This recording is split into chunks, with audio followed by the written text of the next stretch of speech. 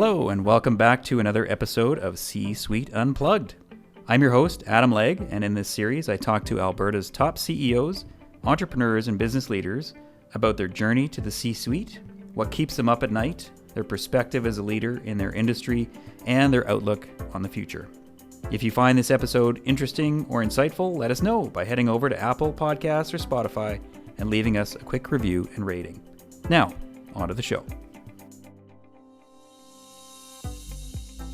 Canada has elected a new government, and the energy sector is front and center in terms of government ambition to make Canada a clean and conventional energy superpower. And in fact, there's a growing sentiment from Canadians that we need to develop and export our resources to achieve greater prosperity and less reliance on the US. So support for the sector and building pipelines has rarely been higher in Canada. Prior to the election, an initiative led by BCA member Adam Waterous and supported by many other BCA members called Build Canada Now laid out several priorities that would need to be achieved if Canada was to realize our potential and our opportunity. Today, we're lucky to have Adam join us to share in more depth what the initiative is, what it hopes to achieve, and his views on its success.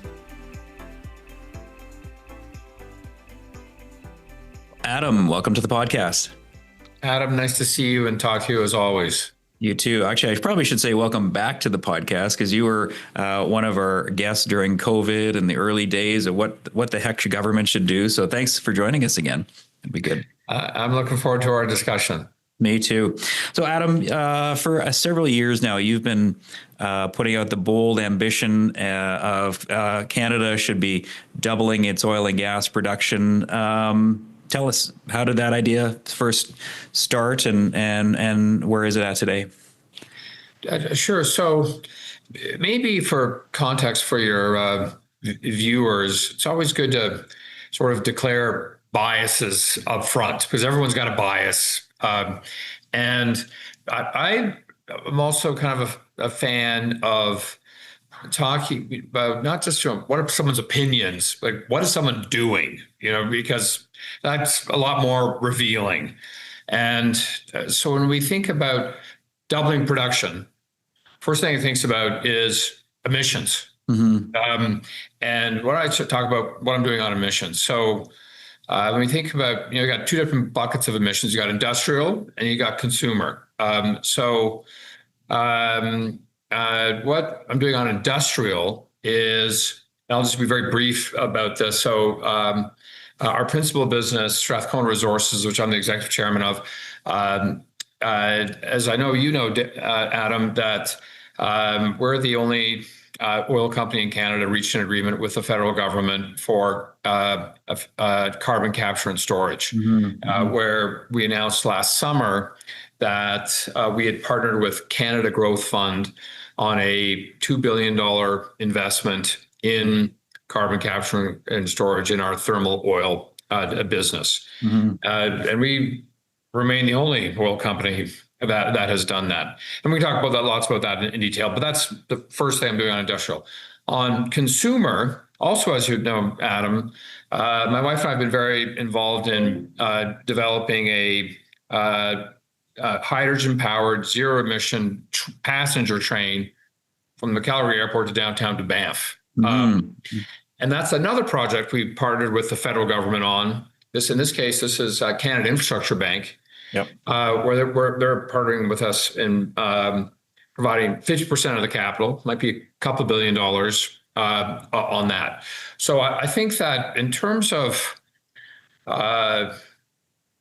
folks who are writing real checks to reduce emissions, I think that I don't know if I'm in first place, but I might be on the podium in terms of people writing real checks, in terms of to reduce emissions. Now, having said that, my view has been that as Canadians, what we face is a climate change challenge and an energy poverty emergency. Mm-hmm. And I quickly would say language matters, and the term emergency gets thrown around a lot in common parlance.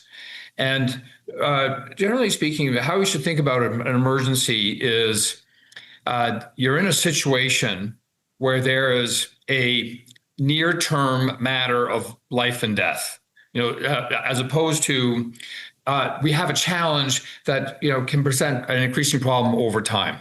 Using that definition, I think we have an energy poverty emergency, and the reason being is currently approximately 8.3 million people every year die from energy poverty, and the math breaks down about this way: about 5.1 million people die from inadequate access to heating and cooling. 90% of those are people dying from cold, 10% from heat.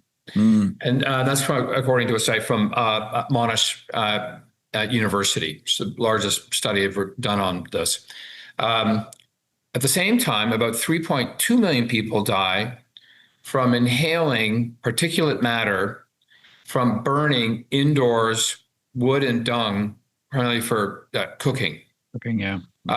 So in total, 8.3 million people are dying every year. It's not some speculative thing that, whoa, this is what, if you look out into the future, this is what might happen. This is happening every year. These facts are not disputed at all.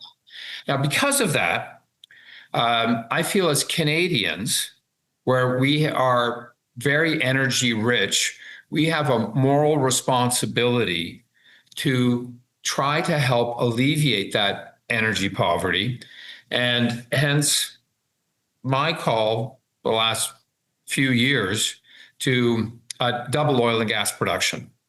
And and we certainly have the capability. We have the resource, as I'm sure. Most of your, we have more than a 50-year resource in both natural gas and oil if we doubled production. Yeah. So when we have this, I would describe as embarrassment of riches in oil and natural gas, while there is a chronic need for this energy right now. That's why I think there's a need to double oil and gas production. Now, just where it stands, the Alberta Premier, Daniel Smith, as you know, has also called for a doubling of oil and gas production. And so I think that the concept of making dramatic increases has now become, more popularly accepted. And by the way, just so we have the math, rough numbers, Canada produces about 4.5 million barrels a day of oil, about around 3 million BOEs of gas. So in total, about 7.5 million BOEs of oil and gas. So doubling is 15 million BOEs of oil and gas. And of course, virtually all of that would be exported. So we're talking about to double, I'll call it around 7.5 million BOEs a day. If you want real good, easy finger math, if the average export pipeline is called 1 million barrels. Sometimes some could be smaller, could be bigger. So we're talking about 6, 7, 8 pipelines, export pipelines would be required over time to be able to meet this goal. Yeah. Well, first and foremost, Adam, I think your choice of language and you're trying to focus in on that emergency versus challenges is so important. And what's embarrassing in that scenario is that we've had other global leaders come to our shores, ask for our resources, and we sent them home empty-handed. And I think that probably is very much a driver of an initiative that you've led recently called Build Canada Now. So maybe tell us a bit about it and what prompted you to start it. Sure. Well, I would quickly say this is a big team effort by many industry leaders. And essentially, what the Build Canada Now initiative was originally, when we talk about what it is now, was a response to Canadians' call on the energy industry to build energy infrastructure, pipelines, LNG facilities, and which is quite new. And to give you a sense, if you go back in time to say around 2017, support across the country for pipelines was around in the 40 odd percent. I've seen one poll that was at 47% in 2017. Today, polling for new pipelines, LNG facilities, it's almost double that. Different polls say different things, but many have got it north of 80% across the country. So there has been a sea change in support for Canada developing more energy infrastructure. And I think I quickly would say that there's been from 2017, which might have been the low, I'm not sure that was the absolute low, but might have been a low, to today, there was a bit of a jump in support during the Ukraine war, as the start of the Ukraine war. I remember that. Started talking about great importance for energy security and thinking about supporting our allies in terms of their need. Exactly. But there's been an even bigger jump over really beginning in late 2024 and into 2025, when it became clear that Canada's ability to be able to continue to rely on a near exclusive basis on the United States became a big question mark. And so the need to diversify from the Canadian public perspective really changed. Now, as industry leaders, most of us, I would say, we have had multiple, sort of inbound saying, hey, when are you guys going to be, building this energy infrastructure? We got to get going on this. Now, I would quickly say that when you think about the energy industry, the leaders of this, we generally like to build stuff. Like, it doesn't take us, you don't have to really twist our arm and say, I'd love to build a pipeline, or I'd love to build an LNG facility. They go, great, we want to do that. We're in the building business. The reason things have not been built is because we can't get the money for it. Meaning investors won't give us the money. And nothing had really changed since going back to 2017, that, the reason going back to Trans Mountain, the federal government bought Trans Mountain in 2018, is that no private sector company could get the money from their investors to do that because it was seen as too risky. And nothing really changed. What had changed is public support said, hey, you guys got to get going on this. We said, well, we'd love to, but we're not going to get any money from investors given this regulatory environment. Now, what was positive is that at the time, this was in January, the two leading political figures in Canada, Mark Carney, who was running for the leadership of the Liberal Party at the time, and Pierre Poilievre, the leader of the Conservative Party, had both said, hey, we want to build pipelines. We want to build LNG facilities. And so what a group of industry leaders did, they said, well, geez, that's great to hear. We like hearing that. But if you actually want to put it into practice with the private sector, these are the requirements that we have to be able to have to get money from our investors. And that's why we then, upon Mark Carney winning the leadership race, immediately after he won, the original signatories of the Build Canada initiative, which were the CEOs of the 4 largest pipeline companies, the 10 largest oil and gas companies, sent a letter to all 4 political leaders.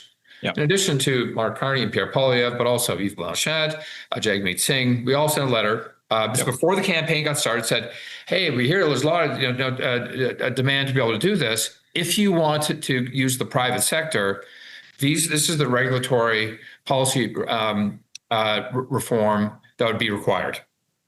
So you touched on sort of 5 sort of key areas that need to be changed if you are to be successful in building things, if we are to become that successful energy superpower. It ranges from reducing regulatory burden, approval time, removing problematic policies and legislation, things like emissions caps and tanker bans, and more incentive for Indigenous equity participation. So maybe talk a little bit about sort of the suite of things that, and is it an all or nothing thing, Adam, or are there some things that are in a more priority order? You talked a bit about how the regulatory uncertainty was the critical piece to this. And I think that I've heard that from many of your peers, that that's the number one driver of all of this. But as I say, do you have to have all 5 things, or can we work with a permutation? We can go through the whole thing.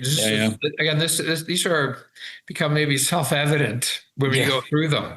The first is Bill, what we called for is the repeal of C-69, which is the so-called No More Pipelines Act. It's an environmental impact assessment.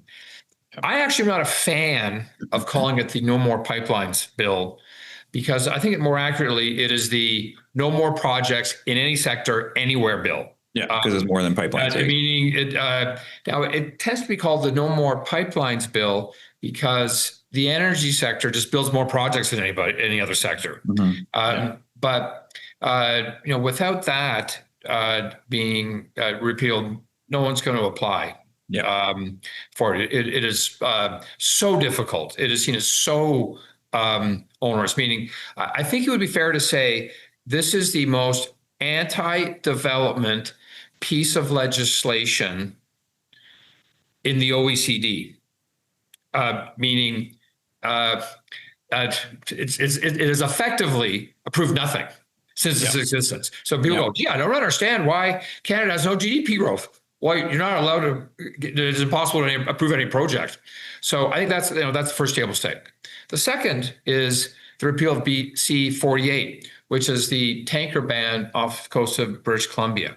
Well, we're not going to send any oil off the coast of British Columbia if you can't get a tanker ban. So again, these are just, it's just, you can't do anything about it. The third is the repeal of the emissions cap. Now, the reason why this ends up being quite important is everyone's saying, well, hey, we've got to be able to build these new LNG facilities, got to build new pipelines. Well, at the same time, we got to fill them. So, part and parcel of this is we're going to have to increase production a lot. Now, increasing production a lot, you're going to obviously increase emissions. We can talk separately about how to reduce emissions on a per project basis. But if we're doubling oil and gas production, using that as what I talked about earlier, you're going to see an overall increase in emissions. So that doesn't so that doesn't work. Then we have the industrial carbon tax. Now, and very specifically, what the Build Canada Now initiative called for is just for the government to withdraw from that, leave it to the provinces.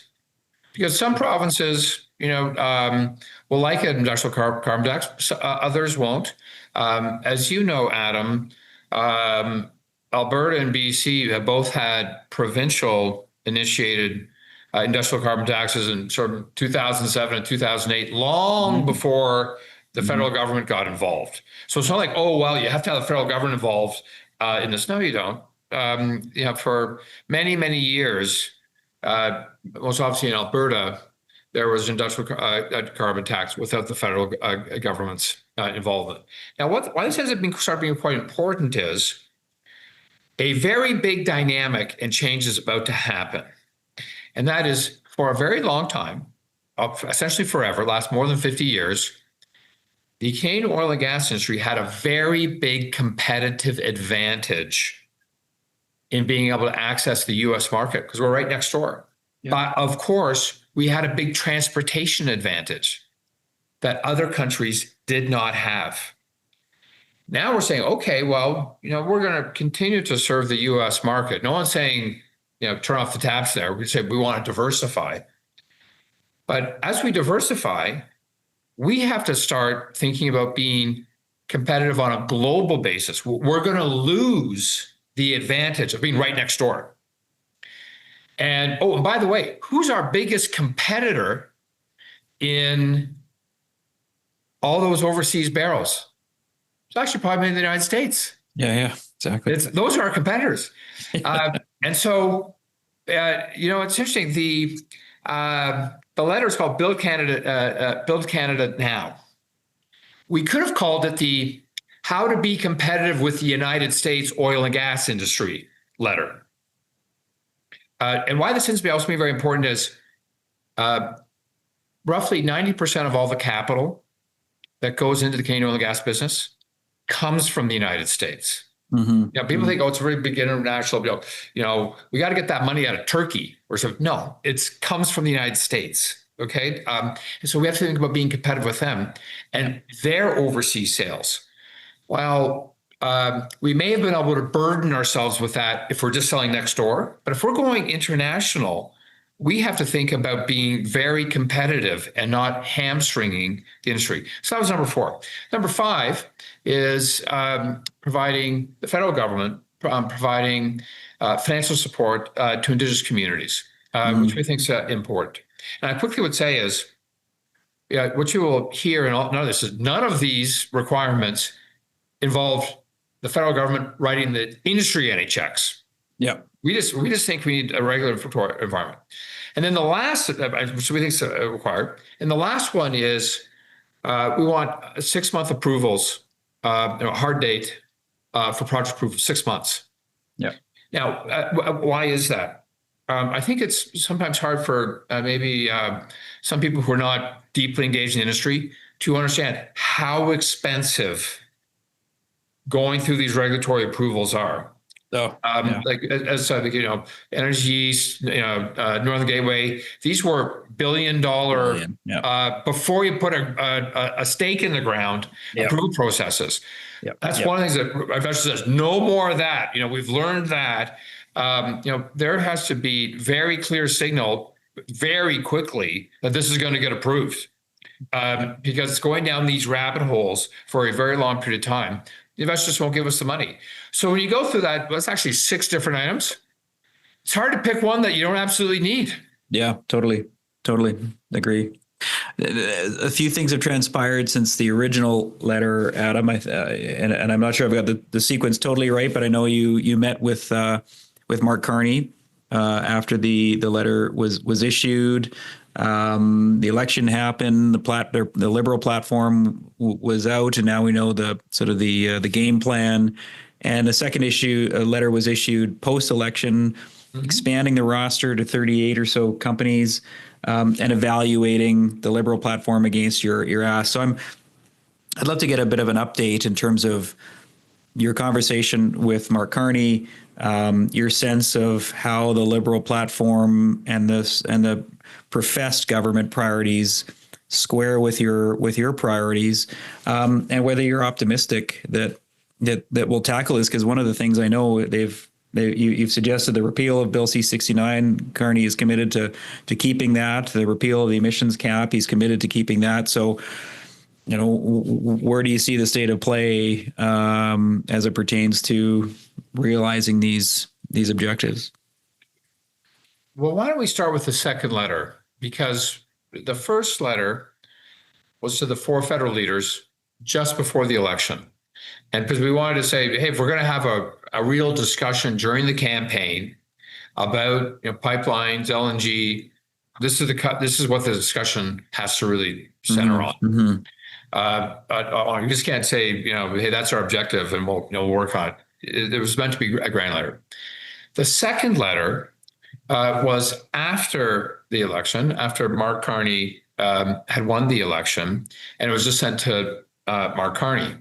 And in that case, we had the first letter was the CEOs of the 4 largest pipeline companies, 10 largest oil and gas companies. And I would say is, as far as I'm aware, that is the first time ever that the 14 largest oil and gas companies CEOs signed on the dotted line. This is the regulatory environment that's required to attract private sector investment. Mm-hmm.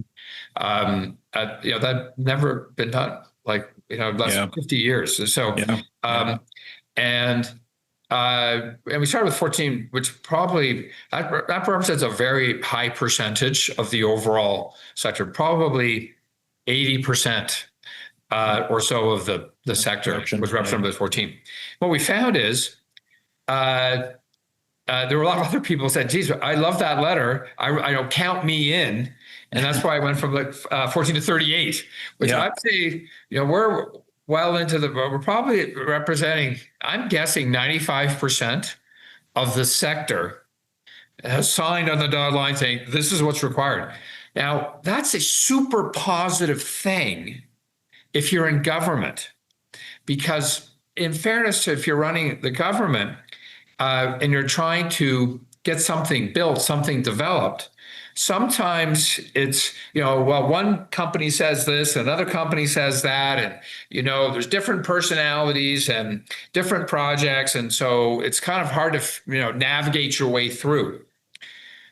For the new Mark Carney government, there is a very clear roadmap now. This is, a unanimous view of the sector. That's a great gift for a government to have. Now, obviously a government may or may not choose to meet those requirements, of course.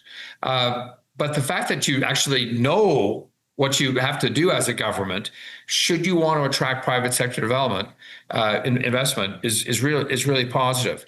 Now, in terms of Mark Carney's response to date, we did meet with him in response to the letter before the start of the campaign, and had I would say, a very cordial and I think frank discussion on the requirements. And that was, I would say, a fair point would be is an introductory meeting would be a fair way of describing it, cordial, but inclusive by nature, something like this. Right. Now, during the campaign, Mark Carney did make a number of references on things, as you've pointed out, like not scrapping C-69, not scrapping the hard cap on emissions, not committing to 6 months. He, as an example, it's just 2 years. 2 years. Now, I would say there's kind of a couple of paths that the federal government can now go down. The first one, frankly, is probably the most obvious one, is what the industry was simply saying to the federal government is, if you want private sector investment, this is the regulatory requirements that would have to be met. And of course, they could say, well, we don't want to do, we don't want to make those changes. So they have the option of creating state-owned enterprises to develop pipelines, energy infrastructure, and also drill the wells to fill them. And of course, most obviously, they did that with Trans Mountain. Like, this is, create a state-owned enterprise, and they said, no, we think that we're going to do it. The Chinese Communist Party does this. That's what Sinopec, CNPC. They're state-owned enterprises that are instruments of the government to execute energy policy. Now, there's I would say, so building. The government wants to use state-owned enterprises. I think it's very possible to do that. Most obviously for east-west pipelines. Now, there's some challenges with them. Obviously, if you just look at Trans Mountain, it has been seen not to be very, what I would describe as taxpayer friendly, would be another way of putting it. Originally budgeted at $7.4 billion, came in at 34, not quite 5 times the price. But some folks aren't too taxpayer focused. So let's get past that one. The second challenge is time, in that Trans Mountain was originally going to be take 2 years, took 6 years. I don't think we have 6 years to be able to move in light of the protectionism that we are facing from the U.S. Industry. But knowing those two things, a state-owned enterprise could create those, and you'd also probably have to create another Petro-Canada, which was created in 1975 in response to another global crisis. That was the Arab oil embargo in 1974. And the government could create a Petro-Canada 2.0 to that. That's another alternative. Now, I would say there is one big challenge with a state-owned enterprise, and that is one of the things that Canada is facing right now is a negotiation with the United States on how to address tariffs, which are currently on auto, steel, and aluminum. Yeah. And the Donald Trump has been very consistent for 9 years. He started talking about this when he was running for the Republican nomination in 2015, in that he only wants one thing from Canada, and that is he wants a north-south pipeline. Now, why does he want a north-south pipeline? It's because the energy industry, the United States, despite the drill baby drill bravado, is desperately short of oil. Yeah. It currently produces 13 million barrels a day, which has been flat for over 5 years and is about to start heading down, and it consumes 20. So they're short 7. Right now, Canada supplies the U.S. with just over 4 million barrels a day. Another north-south pipeline maybe gets another million barrels a day on it, which is really important to the United States. Now, and if we offered that, because that's what Donald Trump's been consistent saying, that's what he wants, meaning, fentanyl illegal immigration, that's a head fake. That's totally. What he wants is this. This is our only economic hard power. By the way, economic hard power is kind of a fancy term. It's just, what do we have at scale that can't be substituted? It's oil. So so we would use a north-south pipeline to effectively shelter as a bargain to take tariffs off of auto, steel, and aluminum. Now, the challenge with this, as that's the obvious deal. And by the way, we could say the industry is not crazy about going south. We want to go west or east to diversify. So it's not the industry's claiming for this. This would be a political maneuver to shelter auto, steel, aluminum. Here's the problem. A state-owned enterprise is considered a non-tariff trade barrier, meaning a state-owned enterprise is a subsidized entity by the government, and the U.S. government will not enter into a pipeline agreement owned by a state-owned enterprise. So, in that case, while you can go east-west if you want to go on a state-owned enterprise, going south, it's got to be a private sector proposal. It's going to be a private sector proposal. We go back to, well, let's talk about the regulatory reform that's going to be required to be able to do that. Meaning, put another way, if we don't have regulatory reform, Mark Carney is going to lose the principal leverage that he would have in a negotiation with the president by offering a north-south pipeline. Did you get a sense in your meetings and discussions with him that he's aware of that factor, and that while he wants to keep C69, he would materially change it so that it could achieve, frankly, the outcomes and the targets and the timelines that you've outlined? So I would. Here's how I'd answer maybe. I have some optimism that a Mark Carney government is going to make substantive changes to the regulatory environment. And I think what my optimism is based on this is really two things. number one, I go back to the beginning where we started. The Canadian public has a high degree of support for doing this. And generally, a politician is going to follow public support. The second thing is Mark Carney during the campaign has, had kind of if I think I was naming the two dominant thoughts he communicated was that number one, we had to move away from the United States, diversify ourselves. Yeah. And number two is we're going to see projects built on a scale never seen before, at a speed never seen before. Now, I think if you're going to do that, using a state-owned enterprise, man, you're really doing a square peg in a round hole if you're trying to get something built fast. It's a high bar. It's really hard to do. I think you're going to need the private sector, and I think it's now through the Build Canada Now initiative extremely clear what is required.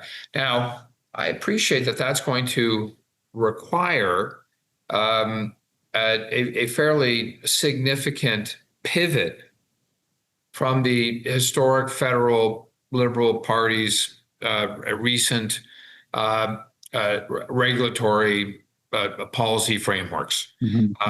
But because of those two dominant things, it's what the public wants, and frankly, what Mark Carney promised during the campaign, that we're going to see some fairly dramatic regulatory change. Now, what's also good about this is we're going to know this quickly. Like, this is not something we're going to be talking about in 24 months. Like, hey, what do you think about this change? Or, hey, how about this? Like, he's going to have to make very dramatic changes very quickly, or he's going to have to conclude that he wants to do state-owned enterprises. I mean, I don't think we're going to be talking about this in a year. Which avenue are you going down? Are you making regulatory changes to get private sector, or have you just decided to go for state-owned enterprises? Yeah. Well, and we're recording this on the day that cabinet was just unveiled, and I'm not sure about your views, but Tim Hodgson as Minister of Natural Resources and Energy, I think, is a positive signal. Former director of Meg Energy, chair of Hydro One. So we have someone who's been on this side of the table, so to speak, from the business perspective, understands the challenges and the barriers that the past 10 years of the Liberal government put in place that are impairing the energy sector. So, to some degree, there's optimism in that selection. I don't know what your views on that, but. I think a fresh face with someone who's got clear business experience is very positive. I think it would be fair to say that past holders over the last 10 years of being the Minister of Natural Resources, the primary criteria for winning that portfolio has not been extensive business experience. And so I think that this is a very constructive step on that. So, and I think that my guess is that the industry is going to welcome this and treat this as very constructive on it. Yeah, that's what I'm picking up as well. Adam, you spent your career in the capital sector. Beyond just beyond the changes you propose in the letter to get capital flowing for the energy sector, is there any guidance you would give the Prime Minister on, frankly, how to unlock more capital writ large in Canada that goes beyond, say, some of the recommendations in the letter? Is there what can we do to bring it back to Canada? So. One of the things we're trying to do is really just be competitive with the United States in our regulatory environment. That's really the most simple way of putting this. I do think we have a wonderful opportunity in Canada with our natural resources, and which has been sort of a bit of an underreported dynamic, is across North America, historically, capital into the sector in both the US and Canada was very international. If you looked in the United States, you had people like in the 2000s, recently, not that long ago, into the early 2010s, you had Europeans investing in the United States, investing in the Permian. You had Asians investing in the Permian. It's very similar in Canada, 2000s up to about in the early 2010s. You had Europeans investing in Canada. You had Asians investing in Canada. You had a lot of Americans investing in Canada. Now, over the last 10 years, essentially what happened is you've gone, the oil and gas industry has moved from being a very international business to being a very local business.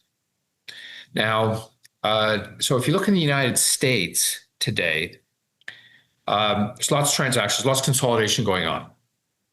And it is virtually exclusive Americans buying businesses.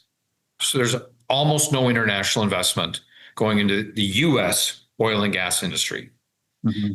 And the same phenomena is going on in Canada, in that there's almost no international investment going into Canada. There's no Asians, no Europeans, virtually, and very little American.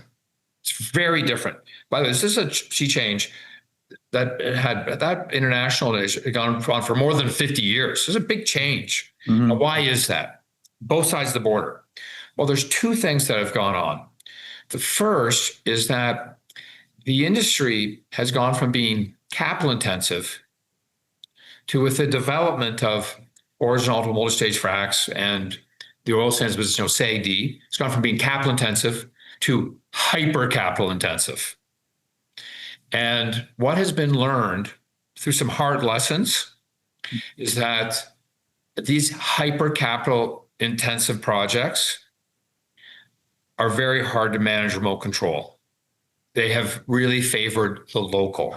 Now, if you look at the United States, some of the biggest consolidators in the Permian are headquartered in Midland, Texas, like in the middle of the Permian. Like, they're not even in Houston, they're in Midland.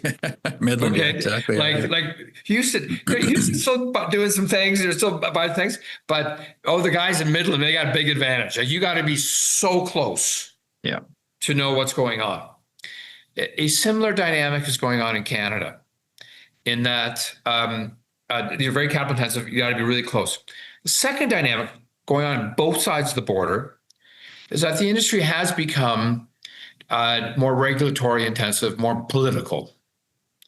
And it's difficult in a highly regulated political environment to have foreign operators. You can get some foreign capital, but having be a foreign operator is very difficult.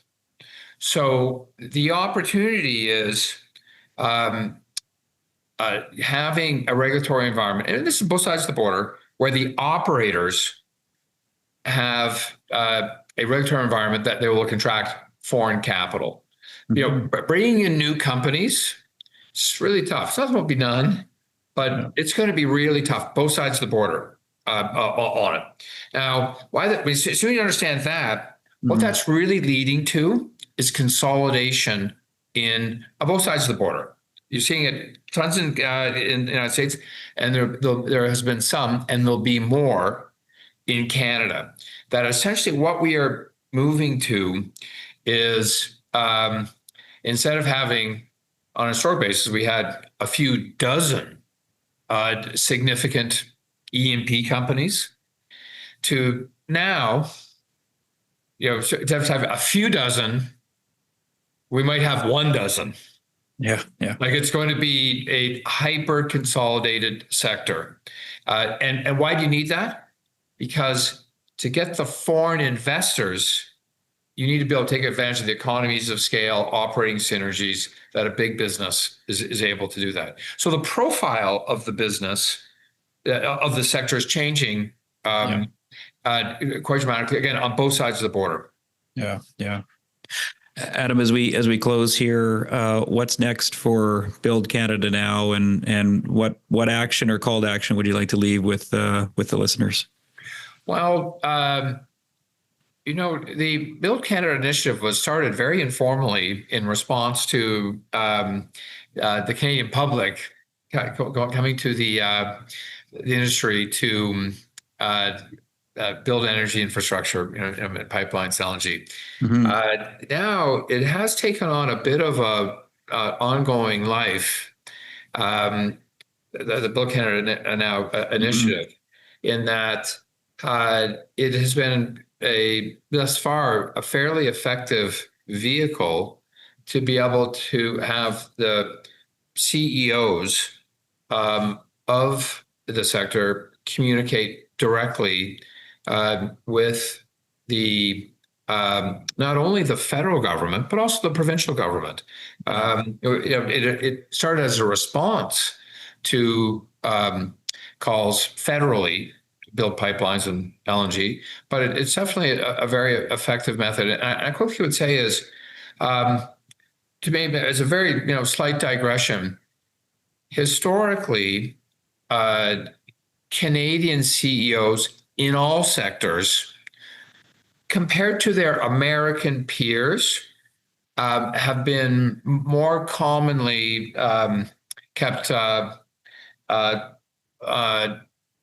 lower profile on commenting directly publicly on industry matters relative to the American counterparts. I mean, if you tune into CNBC Squawk Box, the Americans, you got CEOs coming on every day, making their points on their industries directly. That was, generally speaking, that is much, much, much less common in Canada.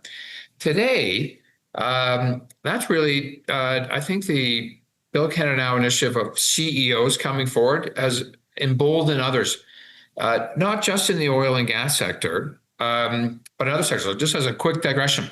So we put up this letter, this Build Canada initiative, got a lot of publicity just before the start of the election. And I know for a fact that other CEOs in other sectors said, wow, that's a really bold thing for putting the signatures on this. And another initiative, Friends of Free Enterprise, which is a multi-sector initiative on here are all the things that need to be changed in the regulatory environment in multiple sectors, came out. And they also had a very similar thing. They started with 30, and then they came out 3 weeks later with another 30, because all these other CEOs said, geez, this is really a good idea. So I do think that the industry, not just the oil and gas sector, the energy sector, but also multiple sectors. I think the leaders of those sectors are going to be a lot more public.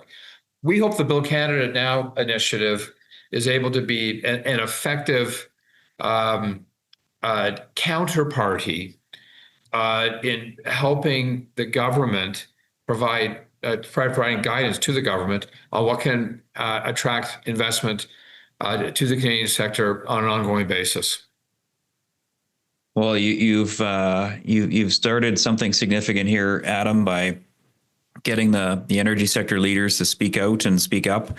The train is growing, and I think we are, to your point, in a moment in time where Canadians support not only more resource development, but more pipe infrastructure, more export activity.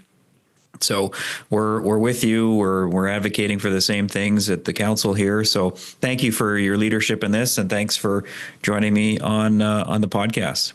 I appreciate that. And that's how I would just close by saying the Build Canada Now initiative has been a big team effort. Like, there have been a number of industry leaders who've really stepped up and been very public in communicating to the media, getting the message out. So I would say that I would just emphasize there's it's the old, many hands make for light work. This is a lot of energy leaders are very engaged in this.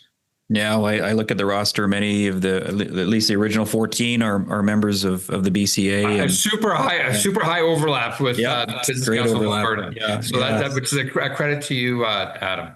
Oh, thank you, Adam, and again, thanks for joining me. And we'll look forward to supporting this as it continues to make an impact. Thank you for joining us for this episode of C-Suite Unplugged, an Alberta Better podcast series. This podcast is a production of the Business Council of Alberta. You can learn more about us at businesscouncilab.com.